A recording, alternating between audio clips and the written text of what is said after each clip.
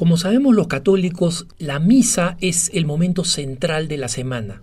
Para quien no entiende por qué este principio es tan importante en la vida de la Iglesia, les sugiero leer el Día del Señor, Dies Domini, este documento de San Juan Pablo II, que no es largo y que es bellísimo para explicar por qué el Día del Señor es el gran día para nosotros y es el día en el que nos encontramos con el Señor, nos encontramos con la Santa Eucaristía y nos encontramos también con la familia, con lo creado, con los necesitados. Es el gran día del Señor y obviamente el corazón del Día del Señor es la Santa Misa, es la participación en la Santa Misa.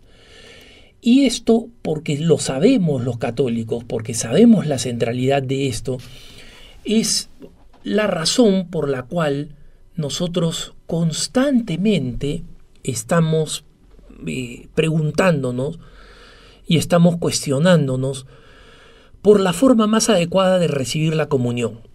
Y los que siguen este punto de vista desde hace tiempo o ven o escuchan el programa Cara a Cara, saben que nosotros, los católicos, solemos preocuparnos y discutir mucho sobre la forma correcta de recibir la comunión, ¿no?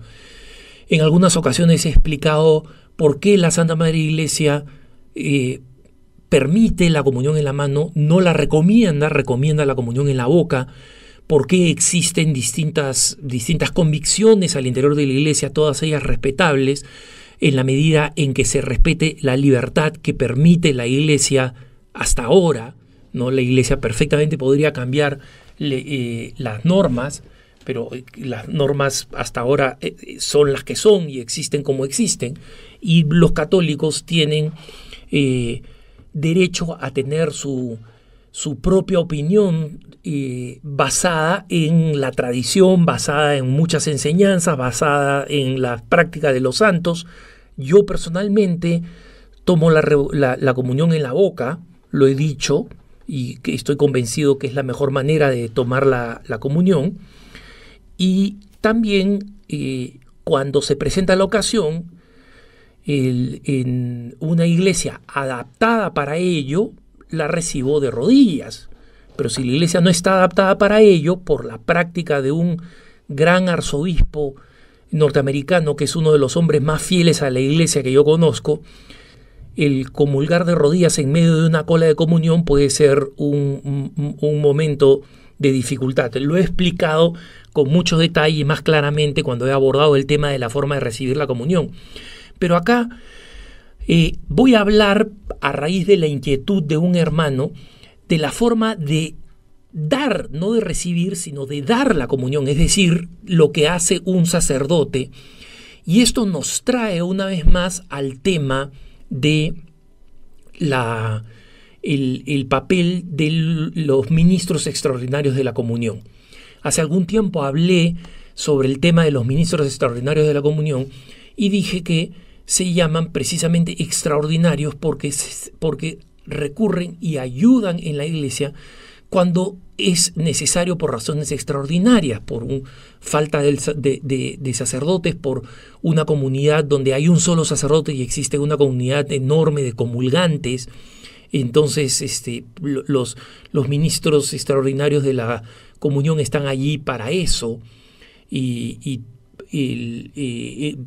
actúan como tales, son también especialmente para la atención a los enfermos. Es tal vez el papel más importante que tienen, porque al final en una iglesia donde se está repartiendo la comunión, los ministros ayudan a que sea un proceso más rápido, pero a nadie le van a negar la comunión, digamos, si está adecuadamente preparado para recibirla, a nadie le van a negar la comunión, en consecuencia es una cuestión de tiempo. Pero cuando se visitan enfermos, ahí es donde el ministro extraordinario de la comunión cumple un papel de extrema caridad en la iglesia, ¿no? Este amigo que presenta su preocupación señala que en una misa en la que el sacerdote estaba repartiendo la comunión, y entiendo yo por su descripción, que en este punto es un poquito confusa, que en la parroquia había también ministros extraordinarios de la comunión preparados para dar la comunión a todos los fieles. Y el sacerdote, por algún motivo, llamó a una persona conocida de este hermano que nos escribe y le dijo que viniera por favor para dar la comunión. Y esta persona le dijo que no podía porque no era ministro extraordinario de la comunión, pero el sacerdote le dijo que no se preocupara y que repartiera la comunión, y este joven terminó repartiendo la comunión, ¿no? Entonces, existe mucha información aquí que nosotros no conocemos. La que conocemos nos dice que este joven se acercara a dar la comunión, a que el sacerdote lo llamara para dar la comunión, era algo desde el punto de vista litúrgico y pastoral completamente innecesario. Es decir, la asamblea de fieles reunidos en la misa no necesitaban que esta persona repartiera la comunión. Sabemos que la persona no estaba preparada, es decir, no era un ministro extraordinario de la comunión. No sabemos en el relato de este hermano si es que el sacerdote lo instituyó como ministro extraordinario en esa circunstancia. En casos de emergencia, que este caso no parece ser, un sacerdote puede administrar, puede conceder a una persona el ministerio temporal como ministro extraordinario de la comunión. Puede conferirle a alguien eso en una situación de emergencia. De otra forma, los ministros extraordinarios, cada parroquia las presenta a la arquidiócesis o a la diócesis tiene que aprobar la lista, hay un momento de instauración, etc. Pero un sacerdote en una emergencia podría hacerlo. No sabemos si este sacerdote lo hizo, lo que sabemos es que no era necesario, según la descripción del amigo. ¿Qué motivó al sacerdote a hacer esto? No lo sabemos. ¿Qué cosa podemos suponer honestamente, sin especular injustamente? El sacerdote quería de alguna forma incluir a este muchacho en la participación de la misa de una manera más significativa que el estar en la audiencia en la misa. Y el sacerdote podría tener muchas razones. Había conversado con esta persona y esta persona se ha arrepentido y desea volver a la iglesia.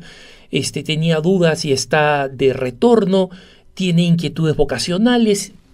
Cualquier cosa podemos y no vamos a suponer. Lo que sabemos son los hechos. El sacerdote llamó a esta persona a dar la comunión. Y muchas veces estos gestos están inspirados por un error de comprensión en qué cosa significa participar en la Santa Madre Iglesia. Y este error consiste en creer que la participación en la Santa Madre Iglesia es la participación en la liturgia.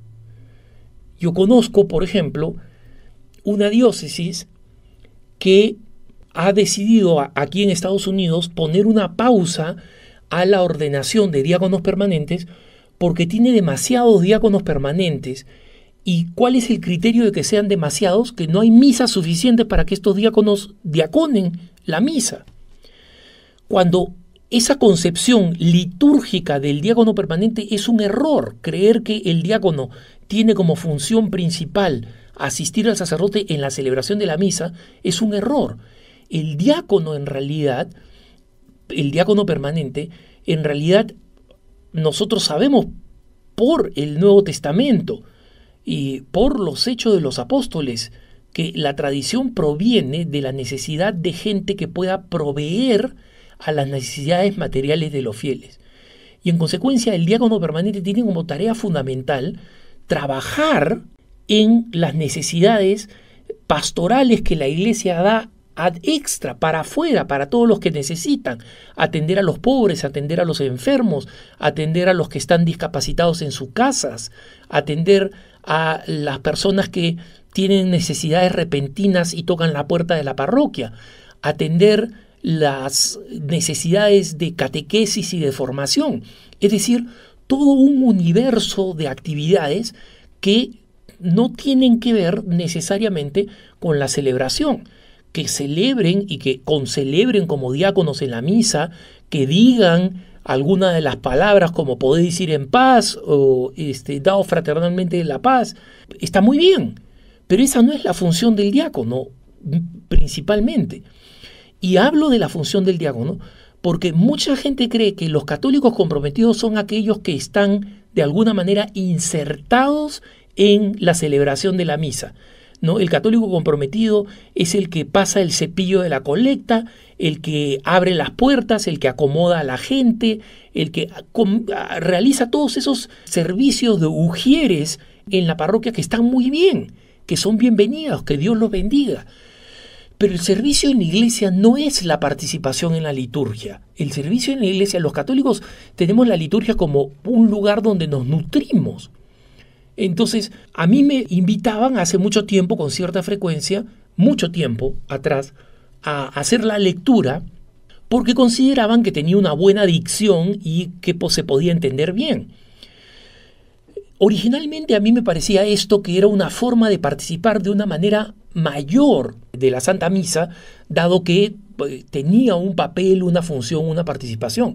Con el paso del tiempo, preferí no hacer la lectura porque me parecía mucho más y me parece mucho más importante, y agradezco que exista un hermano que haga ese servicio y que cumpla con ese servicio, pero me parecía y me parece mucho más importante estar sentado y escuchar la palabra en la Santa Misa, porque en la Santa Misa existe la liturgia de la palabra y esa liturgia de la palabra debe nutrirnos de una manera análoga como nos nutre la liturgia de la Eucaristía.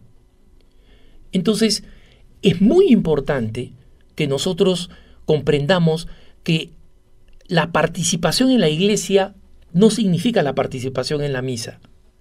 Y que es un error creer que si traemos a una persona que no ha sido nombrada ministro extraordinario de la comunión, a que dé la comunión, cuando probablemente no tiene ninguna experiencia, porque lo llamaron por primera vez, no tiene ninguna experiencia, no ha practicado y en consecuencia se incrementa el riesgo de que la hostia vaya a sufrir alguna forma de sacrilegio involuntario, caiga al piso, caigan porciones o formas, una persona se la lleve porque el que da la comunión no está entrenado a detener a alguien que se lleva la Eucaristía a su sitio en vez de consumirla.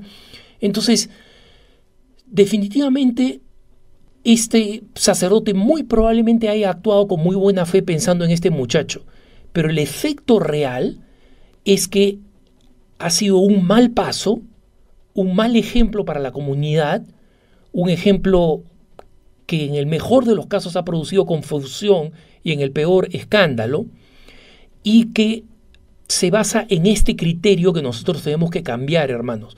La participación en la iglesia es participación en las obras de la iglesia. El hecho de que yo sea un hacelotodo en la misa no me hace una persona que participa más en la iglesia si no estoy participando de la misión evangelizadora de la misma. Que tengas un buen día.